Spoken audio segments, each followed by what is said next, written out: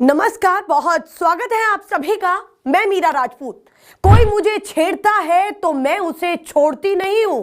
यह बयान किसका है और किसने इस बयान के तहत ऐसा हाइड्रोजन बम फोड़ा है जो सीधे सीधे अमित शाह जी, गृह मंत्री अमित शाह जी की साख पर बड़ा सवाल खड़ा करता है। यह बयान है ममता बनर्जी का, जिन्होंने साफ तौर पर कहा है कि मेरे पास पेन ड्राइव है, खुलासा किया तो होश उड़ जाएंगे।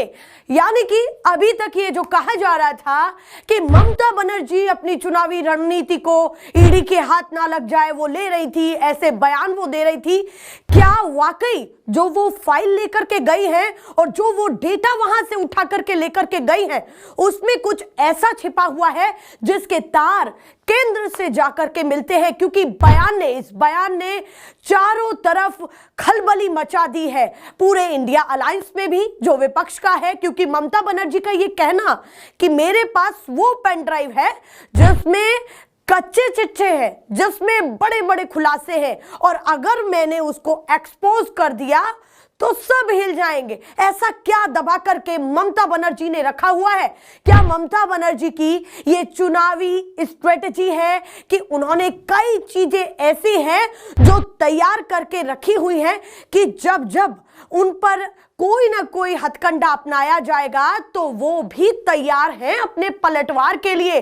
सोचिए आप, इस तरह से ममता बनर्जी के तीखे बोल केंद्र के लिए दिख रहे हैं, जिस केंद्र पर उंगली उठाने से पहले किसी भी राज्य का नेता 10 बार सोचता है और सोचता है कि आगे पीछे कुछ ना हो जाए, उनके कच्चे चिट्ठे ना खुल जाए। यहां तो उल्टा धमकी ममता बनर्जी दे रही है। और ये कब से हुआ ये तो आप सभी को पता है, क्योंकि खबरें ईडी के मामले के बाद तेज हुई। क्योंकि जब से बंगाल में आईपैक एजेंसी पर जो रेड बैठाई गई, जो छापा मारा गया, उसके बाद ममता बनर्जी जो है तीखे स्वर में दिखाई दी। अगले दिन वो कोलकाता की सड़कों पर उतर गई और करीब 7 किलोमीटर पैदल मार्च किया, बड़े जत्थे के साथ, जन सैलाब के साथ कि हम पर ईडी का छापा डलवाया जा रहा है, हमारे डेटा को जो है चुराया जा रहा है और नए नए हथकंडे बनाए जा रहे हैं। और यह भी कहा कि ये हमारी चुनावी स्ट्रेटेजी को चुरा रहे हैं। उसके साथ साथ दिल्ली में भी बड़ा धमाका हुआ कि वहां पर उनके सांसद गृह मंत्रालय के दफ्तर के बाहर विरोध प्रदर्शन करते हुए दिखाई दिए। किस तरीके से जो है उनको डिटेन किया जा रहा था, नीचे कहीं ना कहीं घसीट रहे थे, पर वो फिर भी सीधे जाने के लिए तैयार नहीं थे। उन तमाम पुलिसकर्मियों के साथ लगातार वो ये कहते रहे, हम नहीं जाएंगे, हम नहीं जाएंगे, गृह मंत्री बाहर निकलिए और हमारे सवालों का जवाब दीजिए। चारों तरफ से ममता बनर्जी ने अपने सांसदों को, अपने विधायकों को, अपने कार्यकर्ताओं को, अपने पदाधिकारियों को, सभी को बंगाल में चौकन्ना कर दिया है। उसके साथ साथ 2026 का चुनाव तो सर पर है ही, जिस तरह से अभी कुछ ही महीने रह गए हैं और उस अंतराल में तैयारियां होती हैं नेताओं की, पर यहां तो एक अलग ही जंग छिड़ी हुई है। देखिए जरा ममता बनर्जी ने क्या कुछ कहा है और किस तरह से गृह मंत्री के लिए तीखे स्वर के साथ अपनी बातों को बयान किया है। और यह भी कहा है कि अगर परेशान किया गया तो वो पीछे हटने वाली नहीं है। सीधे बयान देखिए, आपकी स्क्रीन पर इस समय है कि कोयला घोटाले का पैसा सुवेंदु अधिकारी ने इस्तेमाल किया और अमित शाह को भेजा। मेरे पास इसके सबूत पेन ड्राइव में हैं, जरूरत पड़ी तो मैं इन्हें जनता के सामने पेश कर सकती हूं। मैं आमतौर पर प्रतिक्रिया नहीं देती हूं, लेकिन अगर कोई मुझे छेड़ता है तो मैं छोड़ती नहीं हूं।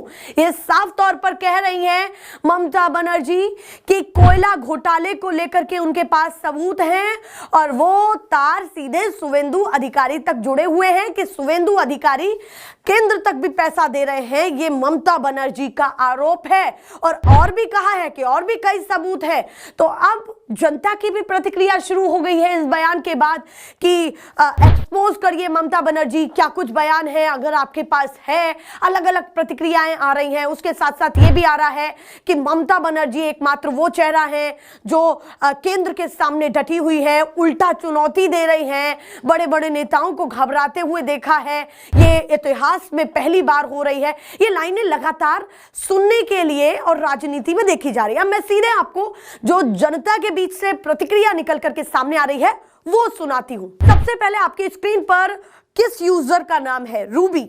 कोई रूबी यूजर है जो एक्स पर है, उन्होंने यहां पर रीट्वीट करते हुए लिखा है कि ममता दी जानती हैं कब क्या करना है, थोड़ा इंतजार करिए। वो तेजस्वी यादव या कांग्रेस नहीं है जो चुनाव के आगे तो लहर रहती है, लेकिन चुनाव के समय बीजेपी को मौका दे देते हैं। इंतजार करें, फल मीठा होगा। वो और तमाम विपक्षी पार्टियों से ऊपर ममता बनर्जी की स्ट्रेटेजी को मान रही है ये यूजर। ये कह रही हैं कि थोड़ा इंतजार करिए, फल मीठा होगा, यानी कि कुछ बड़ा बम फोड़ने वाली। हालांकि उन्होंने इस बयान के बाद तो ऑलरेडी ही एक तरीके से जो राहुल गांधी कहते आते हैं कि हाइड्रोजन बम आखिरकार यह हाइड्रोजन जो बम है वो ममता बनर्जी ने फोड़ दिया है, क्योंकि किसी नेता पर इतना बड़ा आरोप लगाना ये मामूली तो बात कतई नहीं है, और वो भी देश के गृह मंत्री पर आरोप लगाना। नेक्स्ट यूजर की तरफ बढ़ते हैं, वो क्या लिख रहे हैं, तनु। वो कह रही हैं कि बीजेपी सबसे ज्यादा जीत सकती है, लेकिन ममता बनर्जी से जीतना इतना आसान नहीं है, क्योंकि वह वैसे ही राजनीति का दांव पेच समझती है जैसा बीजेपी खेलती है। देखिए कितनी भारी भरकम लाइन का इस्तेमाल यहां पर किया, शब्दों का इस्तेमाल किया है तनु ने। वो यहां पर लिख रही है क्योंकि वह वैसे ही राजनीति के दांव पेच समझती है जैसे बीजेपी खेलती है, यानी कि नहले पर दहला की बात यहां पर वो कर रही है कि जो बीजेपी करती है उसको सटीक ममता बनर्जी समझती है, और उसी तरीके से स्ट्रेटेजी बना करके आगे वो कोई बयान, अपनी प्रतिक्रिया देती हैं और तैयार खड़ी दिखती हैं। नेक्स्ट रीट्वीट की तरफ हम बढ़ते हैं। नेक्स्ट यूजर अब्दुल रहमान ये लिखते हैं कि हर नेता का बायोडेटा एक दूसरे के पास है, वह कभी रिलीज नहीं होगा, लेकिन ममता दीदी निडर और दिलेर लीडर हैं, और वह मोदी जी हो या अमित शाह अपनी बातों को खुलकर रखती हैं। कभी उन्हें बैकफुट पर उन्होंने नहीं खेला, हमेशा फ्रंट फुट पर आकर के जवाब दिया है। ये अब्दुल रहमान लिखते हैं। नेक्स्ट यूजर क्या लिख रहे हैं उनको भी सुनिए जरा। मधुरेंद्र कुमार सिंह लिखते हैं कि हौसला ही है जो कमजोर इरादों को सफलता के मजबूत इरादे में बदल देता है। जब सच के साथ खड़ा इंसान बोलता है तो सत्ता की दीवारें हिलने लगती हैं। ममता दीदी ने साफ कह दिया है, डराने की राजनीति अब नहीं चलेगी, मुझे छेड़ोगे तो छोड़ूंगी नहीं, सिर्फ चेतावनी नहीं है, हौसले का सख्त ऐलान भी है। उसके साथ साथ एक शशांक पटेल है, वो लिखते हैं ममता दीदी बंगाल की शेरनी है, वह किसी से डरने वाली नहीं है। तेज लड़का यूजर जो लिखते हैं कि टीएमसी यह ऐसी पार्टी है जो बीजेपी से लड़ सकती है किसी भी मोर्चे पर। और एक और आदर्श कटियार पटेल हैं, वो लिखते हैं कि बिल्कुल सही बात है, कानून के रास्ते से ही सच्चाई सामने आनी चाहिए, तभी न्याय पर भरोसा बना रहेगा। लोगों की प्रतिक्रियाएं ममता बनर्जी के इस बयान के बाद आनी स्वाभाविक सी हैं, क्योंकि गृह मंत्री के लिए उन्होंने आरोप लगाए हैं। इतना तो तीखा सर और कोई आउटस्पोकन नहीं दिखाई देता है अभी तक के तमाम नेताओं में। राहुल गांधी के बाद ममता बनर्जी हैं जो सीधे ये तमाम चीजें कह रही हैं। नेशनल पिलर, देश की आवाज।